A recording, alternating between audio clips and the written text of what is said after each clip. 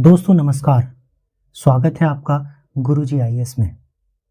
मेरा नाम है के उपाध्याय और चलिए इस ऑडियो सीरीज को शुरू करते हैं। दोस्तों यूं तो आपने इतिहास के कई महान साम्राज्यों और शासकों को पढ़ा होगा और उनके बारे में जाना भी होगा, जिन्होंने अपनी वीरता और अपनी युद्ध नीतियों के कारण अपनी मौजूदगी इतिहास के पन्नों में दर्ज कराई।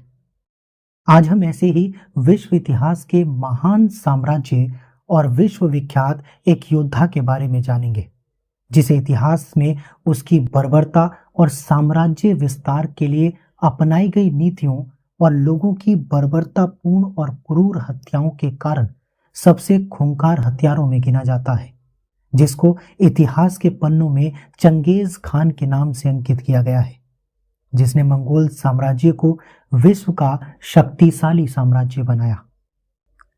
दोस्तों चंगेज खान को मंगोल साम्राज्य का संस्थापक माना जाता है, जिसके जन्म के बारे में कोई सटीक जानकारी तो उपलब्ध नहीं है, लेकिन जो लोग मंगोल साम्राज्य की जानकारी रखते हैं उन इतिहासकारों का मानना है कि चंगेज खान का जन्म 1162 में बैकाल झील के पास हुआ था। जन्म के समय उसका वास्तविक नाम तेमुजिन रखा गया। उस दौरान मंगोल कोई एक साम्राज्य नहीं था, बल्कि मंगोल कई साम्राज्यों और कबीलों में बटा हुआ था, जो आपस में ही लड़ते रहते थे। इन्हीं में से एक कबीले का नाम था कियात कबीला, जिसके मुखिया तेमुजिन के पिता येसुजेई थे, जिनकी मृत्यु अन्य कबीलों के साथ लड़ते हुए हो गई थी। तेमुजिन की दाईं हथेली पर पैदाइशी खूनी धब्बा था। इसके 3 भाई और एक बहन थी और इसी के साथ साथ तेमुजिन का एक सौतेला भाई भी था। पिता की हत्या हो जाने के बाद पूरे परिवार की कमान संभालने को लेकर दोनों में झगड़ा हुआ और तेमुजिन ने अपने सौतेले भाई को मार दिया और परिवार की पूरी कमान अपने आप संभाली। कुछ मंगोलाई लोगों का मानना था कि तेमुजिन अपने हाथ में एक मांस का लोथड़ा लेकर पैदा हुआ था और कुछ का मानना था कि उसके दाहिने हाथ की हथेली पर खूनी धब्बा था। सच चाहे जो भी हो, लेकिन मंगोल की कबीलाई मान्यताओं में इसका मतलब यह था कि यह बच्चा एक दिन दुनिया पर राज करेगा। लगभग 12 वर्ष की उम्र में उसकी शादी बोर्ते नामक एक लड़की से हुई, जिससे उसके 4 बेटे हुए। ऐसा माना जाता है कि बोर्ते से उसे कई लड़कियां भी पैदा हुई थी, लेकिन इनकी ज्ञात संख्या अभी तक उपलब्ध नहीं है। जब तेमुजिन की पत्नी का अपहरण किया गया तो तेमुजिन को बोर्ते को बचाने के लिए युद्ध लड़ने पड़े, जिसके कारण उसने साहसी अभियान चलाए। अपनी शक्ति को बढ़ाने के लिए मंगोलों को एकजुट करना आवश्यक था, जिसके लिए उसने कई प्रयास किए। तेमुजिन ने कबीलों को एकजुट करने के लिए उनमें आपसी सहयोग की भावना को बढ़ाने का प्रयास किया। साथ ही परंपरा के विपरीत जाकर तेमुजिन ने महत्वपूर्ण पदों पर रिश्तेदारों के बजाय उन सहयोगियों को रखा जो सक्षम थे और दुश्मन जनजातियों के नेताओं को मार डाला और बचे हुए उन सदस्यों को अपने कबीले में शामिल कर लिया। उसने सबको यह आदेश दिया कि पूरी जीत हासिल होने तक सभी लूटपाट पर रोक लगा दी जाए। तेमुजिन ने अपने योद्धाओं को अपने परिवारों और रिश्तेदारों की परवाह किए बगैर 10-10 की इकाइयों में संगठित किया। 1205 तक उसने अपने पुराने सबसे अच्छे दोस्त जमुका और अपने सभी प्रतिद्वंदियों को परास्त कर दिया। अगले वर्ष 1206 में उसने सभी कबीलों के प्रतिनिधियों की एक बैठक बुलाई और इस बैठक में उसे चंगेज खान का खिताब दिया गया, जिसका अर्थ होता है सम्राट या किंग ऑफ द वर्ल्ड। यह एक ऐसा नाम था जिसे पश्चिमी क्षेत्र में चंगेज खान के रूप में जाना गया। 1206 वह साल था जिसमें चंगेज ने मंगोल साम्राज्य की स्थापना की और मंगोल साम्राज्य का पहला शासक बना। स्टेपी जनजातियों को एकजुट करने के बाद चंगेज खान ने लगभग 10 लाख लोगों पर शासन किया। आदिवासी युद्ध के पारंपरिक कारणों को दबाने के लिए उसने कुलीन उपाधियों को समाप्त कर दिया, जो उनकी विरासत में शामिल थी। चंगेज खान ने महिलाओं की बिक्री और अपहरण पर रोक लगा दी और पशुधन चोरी करने के अपराध में मौत की सजा का प्रावधान किया गया। साथ ही किसी भी मंगोल को गुलाम बनाने पर पूरी तरह से प्रतिबंध लगा दिया गया। इसके अलावा चंगेज खान ने एक नियमित जनगणना व्यवस्था को आयोजित किया, सबको अपने अपने धर्म की स्वतंत्रता की अनुमति प्रदान की। इन सब के अलावा चंगेज खान ने एक लेखन प्रणाली को अपनाने का आदेश दिया। इन सब के बाद अब समय था मंगोलिया के बाहर अपने साम्राज्य का विस्तार करना। इस क्रम में चंगेज खान का पहला अभियान 1207 में उत्तर पश्चिमी चीन के सीजिया के तांगुत साम्राज्य के विरुद्ध हुआ। इसमें तिब्बत का कुछ हिस्सा भी शामिल था। कई अभियानों के बाद मंगोलों ने एक बड़ी पहल की जो उन्हें सीजिया की राजधानी यिनचुआन तक ले गई। मंगोलों की सेना में लगभग पूरी तरह से घुड़सवार सैनिक शामिल थे जो धनुष और तीर में घातक थे। मंगोलों ने यिनचुआन में एक रणनीति को अपनाया जो थी झूठी वापसी की रणनीति। इसका मतलब था कि दुश्मन को ऐसा महसूस कराओ कि हम हार रहे हैं और वापस जा रहे हैं। इस रणनीति को अपनाने के बाद मंगोलों की ये खास रणनीति बन गई और फिर से उन्होंने यिनचुआन की घेराबंदी शुरू कर दी, जिसके बाद सीजिया के शासक ने चंगेज खान के सामने आत्मसमर्पण कर दिया। इसके बाद मंगोल शासक ने अपना ध्यान जिन साम्राज्य पर केंद्रित किया जो उत्तर पूर्वी चीन को समय नियंत्रित करता था। लगभग 1211 से 1215 तक मंगोलों ने ग्रामीण इलाकों को तबाह कर दिया, जिसके कारण खाद्यान्न की समस्या उत्पन्न हो गई और इसी के कारण जिन सेना ने अपने ही हजारों किसानों को मार डाला और लगभग 1214 में मंगोलों ने झोंगड़ू को घेर लिया, जिसे अब बीजिंग के नाम से जाना जाता है। जिन शासक ने हार मानकर बड़ी मात्रा में रेशम, चांदी, सोना और घोड़े सौंपने पर अपनी सहमति जताकर समझौता किया, लेकिन इसके बाद जिन शासक ने अपना दरबार दक्षिण में कैफिंग शहर में स्थानांतरित किया और शासन करना शुरू किया।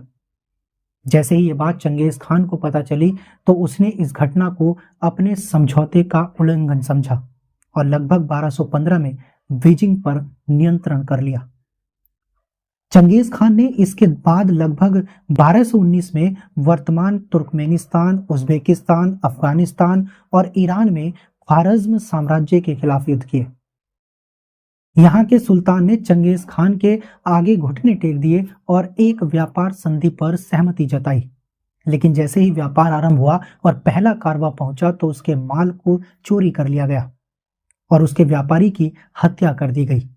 इन सब के बाद सुल्तान ने चंगेज खान के एक राजदूत की हत्या भी कर दी, जिसके बाद चंगेज खान को सुल्तान पर आक्रमण करना पड़ा। संख्या में कम होने के बाद भी मंगोलों ने बुखारा, समरकंद और उर्गेंज सहित एक के बाद एक ख्वारज़्म शहर पर कब्जा करना शुरू कर दिया। कोई नहीं जानता कि इन युद्धों में कितने लोग मारे गए, लेकिन यह माना जाता है कि युद्ध के दौरान जौहरी और बढ़ई जैसे कुशल श्रमिकों को आमतौर पर बचा लिया जाता था, जबकि विरोधियों और अभिजात वर्गों के सैनिकों को मार दिया जाता था। अकुशल श्रमिकों को अगले हमले के दौरान मानव ढाल के रूप में इस्तेमाल किया जाता था। चंगेज खान 1223 में जब मंगोलिया लौटा तो उसने जापान सागर से लेकर कैस्पियन सागर तक के एक बड़े भूभाग पर कब्जा कर लिया था, लेकिन उसके साम्राज्य की सीमा कैस्पियन सागर से आगे नहीं बढ़ पाई। फिर भी उसने अपना ध्यान वापस सीजिया साम्राज्य पर केंद्रित करने से पहले ज्यादा देर तक आराम नहीं किया और 1227 की शुरुआत में चंगेज खान घोड़े से गिर गया, जिसके कारण उसे अंदरूनी चोटें आईं। इस सब के बावजूद उसने अपने अभियान को बंद नहीं किया और अपने अभियानों को जारी रखते हुए अगस्त 1227 को सीजिया साम्राज्य के साथ दूसरे मंगोलाई युद्ध में चंगेज खान की मृत्यु हो गई।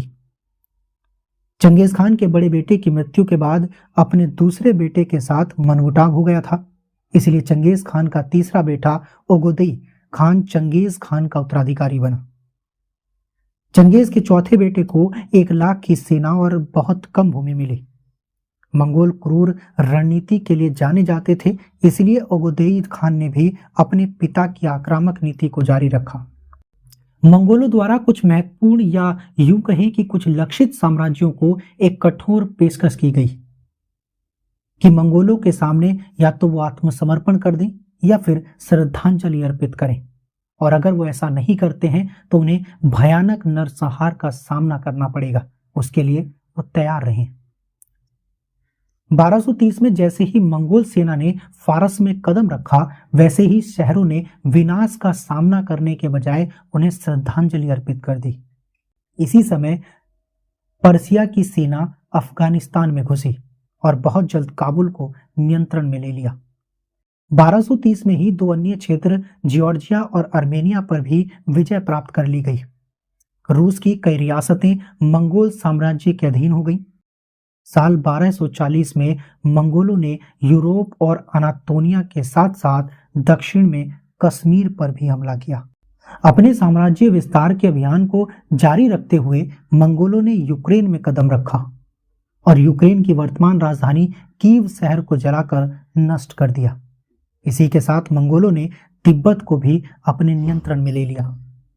मंगोलों ने सिंधु घाटी में प्रवेश किया और लाहौर को नियंत्रण में लेने के प्रयास में इसकी घेराबंदी की। हालांकि ये सिंधु क्षेत्र को पूर्ण नियंत्रण में नहीं ले सके।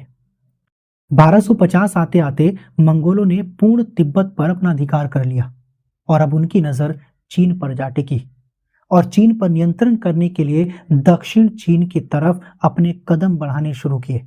लेकिन दक्षिण चीन जीतने में मंगोलों को कई दशक लग गए। 11 अगस्त 1259 में मोंगके खान की जब मृत्यु हुई तो उस समय मंगोल साम्राज्य अपने सबसे बड़े विस्तार पर काबिज था। पूर्वी यूरोप से लेकर जापान सागर तक, रूस और दक्षिण में भारत की सीमाओं तक अपना विस्तार कर चुका था। युआन राजवंश जो मंगोल के नियंत्रण में उस समय चीन पर शासन करता था, इसने लगभग 1368 तक चीन पर शासन किया। इस वर्ष इन्हें मिंग राजवंश ने चीन से उखाड़ फेंका।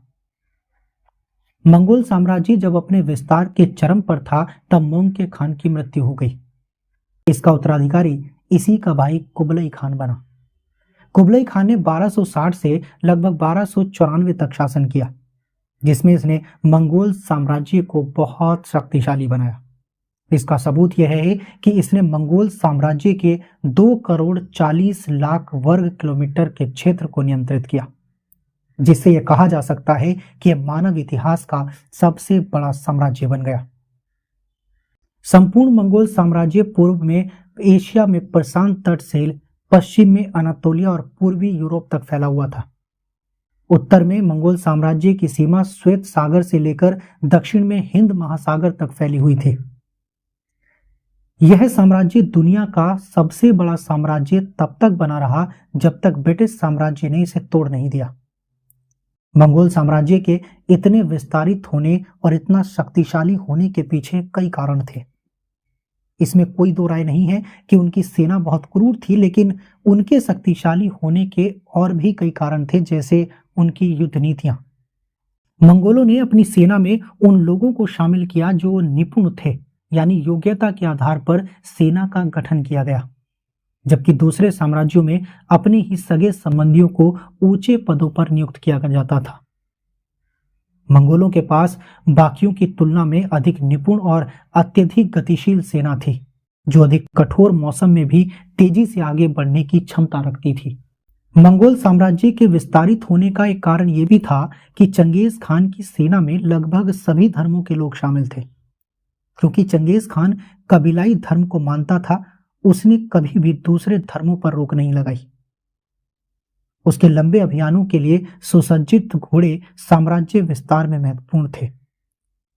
मंगोल सेना में शामिल इंजीनियर इतने निपुण थे कि वो पेड़ों को काटकर मौके पर ही घेराबंदी मशीन बना सकते थे, जिससे घेराबंदी की जा सके, क्योंकि ये घेराबंदी में बहुत ज्यादा निपुण थे।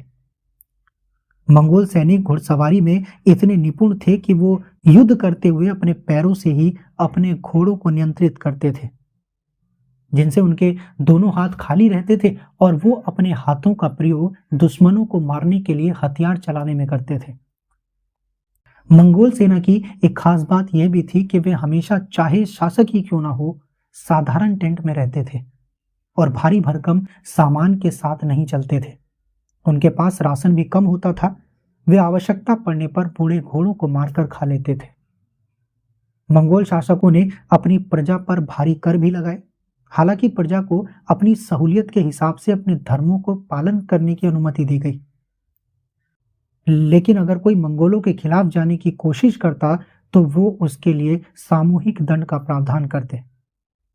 चंगेज खान के बारे में यह कहा जाता है कि वह जहां भी युद्ध के लिए जाता था वहां सब कुछ खत्म कर देता था और शहर के शहर नष्ट कर डालता था। इसका प्रमुख कारण था शहरवासियों से नफरत करना, क्योंकि शहरवासी मंगोलों को जंगली समझते थे, जिसके कारण वह उनसे नफरत करता था। शहर नष्ट करने का दूसरा कारण यह भी माना जाता है कि चंगेज खान युद्ध बंदियों को अपने साथ नहीं रखना चाहता था। उसका मानना था कि अगर ऐसा किया जाए तो इससे उसकी सेना की स्पीड कम हो जाएगी। चंगेज खान की मृत्यु के कुछ समय बाद मंगोल साम्राज्य में दरार देखने को मिली। मृत्यु से पूर्व चंगेज खान ने मंगोल एम्पायर को अपने बेटों के लिए अलग अलग हिस्सों में बांटने की व्यवस्था की। मंगोल सत्ता के इस विभाजन से साम्राज्य को 5 खंडों में विभाजित कर दिया गया। अंतिम अधिकार अभी भी महान खान के पास था। महान खान के पद पर आसीन होने वाला और उसका पद संभालने वाला अंतिम मंगोल शासक कुबलई खान था। 1294 में कुबलई खान की मृत्यु के बाद कोई सहमति नहीं बन पाई कि उनका उत्तराधिकारी कौन बनेगा, और इसी कारण मंगोल साम्राज्य खंडित हो गया। धीरे धीरे खानते नष्ट होते चले गए। 14वीं शताब्दी में इलखानते का अस्तित्व खत्म हो गया और इसके कुछ समय बाद चगताई खानते 2 हिस्सों में बंट गया और इस पर तिमुरिद साम्राज्य ने अपना अधिकार किया। इसके बाद चीन में विद्रोह प्रारंभ होने से 1368 में युआन राजवंश समाप्त हो गया। लगभग 14वीं शताब्दी की मध्यावधि आते आते गोल्डन हार्डे का भी पतन हो गया। मंगोल मातृभूमि को 17वीं शताब्दी के अंत में किंग राजवंश ने अपने अधिकार क्षेत्र में कर लिया। चंगेज खान के जब डीएनए पैटर्न पर एक रिसर्च किया गया तो सामने आया कि 200 में से एक व्यक्ति चंगेज खान के डीएनए पैटर्न को मैच करता है। दोस्तों, 2003 में प्रकाशित एक जेनेटिक अध्ययन में दावा किया गया था कि यूरेशियाई लोगों की एक विशेष वर्ग में एक मिश्रित डीएनए पैटर्न है। इस अध्ययन का दावा है कि यूरेशिया के 16 समूह के 8% लोगों में यह डीएनए पैटर्न पाया गया है, जिसका अर्थ है कि यूरेशिया में लगभग 1,60,00,000 लोग एक ही डीएनए पैटर्न के हैं, जिसका सीधा सा मतलब है कि वे किसी एक गोत्र का हिस्सा रहे होंगे। इसका और गहराई से अध्ययन किया गया तो पता चला कि यह डीएनए पैटर्न मंगोल शासक चंगेज खान के डीएनए पैटर्न से मिलता है। विज्ञानियों का मानना है कि डीएनए संरचना जन्मजात होती है और बाद में इसमें कोई बड़ा बदलाव नहीं किया जा सकता। इसलिए यह कहा जा सकता है कि वह स्त्रियों के साथ संबंध बनाता रहा होगा और इसीलिए यूरेशिया के हर 200 में से एक व्यक्ति का पैटर्न चंगेज खान के डीएनए पैटर्न से मेल खाता है। दोस्तों, ये था हमारा चंगेज खान और मंगोल साम्राज्य के बारे में छोटा सा अध्ययन। मैं उम्मीद करता हूं कि वीडियो आपको पसंद आया होगा। आपकी जो भी सुझाव हैं हमें कमेंट बॉक्स में दे दें। मिलते हैं इसी तरह के नए एपिसोड में। बहुत शुक्रिया।